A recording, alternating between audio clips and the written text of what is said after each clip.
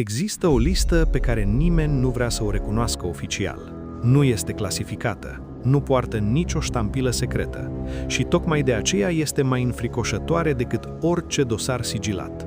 Este lista oamenilor de știință americani care au murit sau au dispărut în circumstanțe pe care nimeni nu le explică.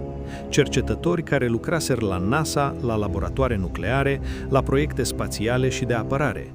Oameni cu zeci de ani de experiență în tehnologii pe care majoritatea dintre noi nici nu le înțelegem.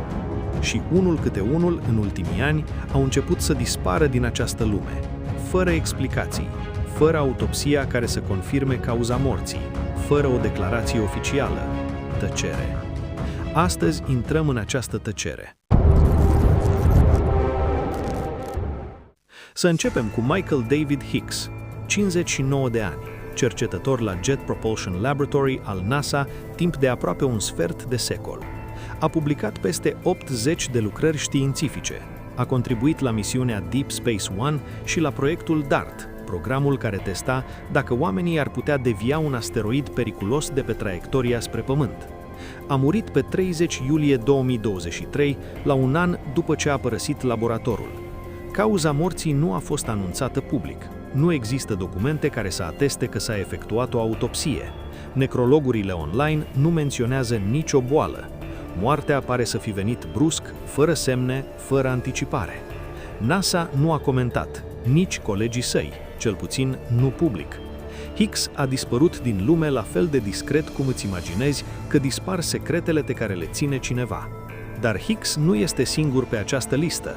Câteva luni mai târziu, în iulie 2024, moare Frank Mywald, un alt cercetător al JPL, distins cu titlul de Principal JPL, cea mai înaltă recunoaștere acordată pentru contribuții individuale remarcabile la laboratorul NASA din Pasadena. Cu 13 luni înainte de moarte, condusese o cercetare despre detectarea semnelor de viață dincolo de sistemul solar.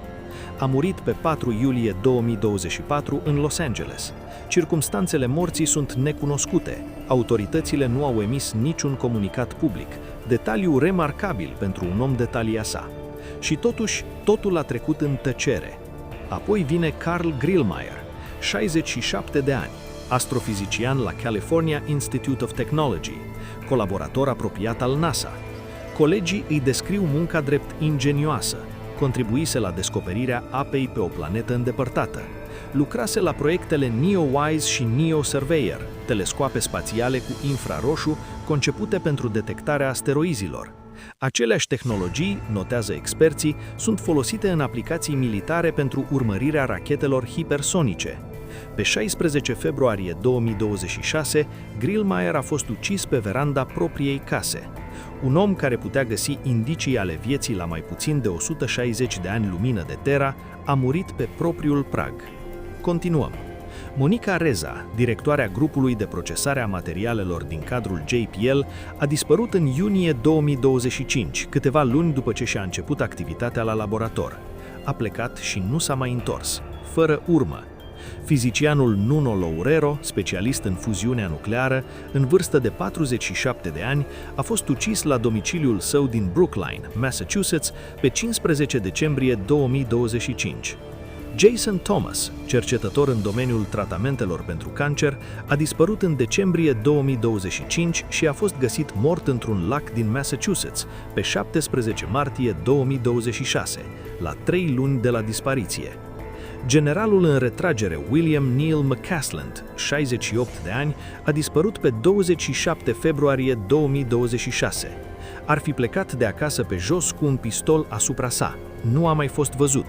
McCasland condusese Air Force Research Laboratory și, supune unor investigatori, deținea informații clasificate atât despre programele nucleare, cât și despre dosarele legate de fenomene aeriene neidentificate.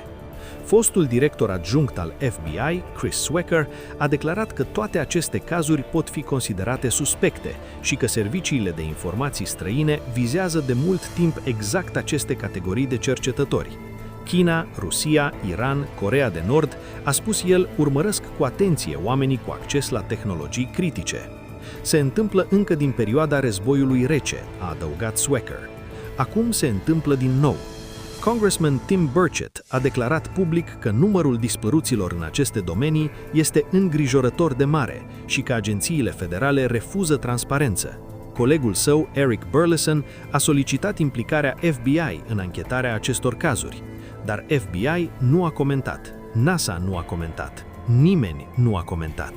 Și acum stăm noi în fața acestei liste și ne întrebăm un singur lucru. Ce știau acești oameni? Erau doar cercetători care lucrau la proiecte spațiale și de apărare sau unii dintre ei ajunseseră să vadă ceva ce nu trebuia văzut, să înțeleagă ceva ce nu trebuia înțeles? Poate că răspunsul nu există, poate că fiecare caz în parte are o explicație banală, o tragedie personală, un accident, o coincidență nefericită. Dar când coincidențele se adună, când ele implică aceiași oameni, aceleași laboratoare, aceleași domenii clasificate, când tăcerea instituțională devine răspunsul standard la orice întrebare, coincidența devine altceva, devine un tipar. Și tiparele, în lumea în care trăim, nu apar niciodată fără un motiv. Dacă ți-a deschis mintea acest video, rămâi cu noi. Arhivele timpului continuă să caute răspunsuri în locurile în care alții tac.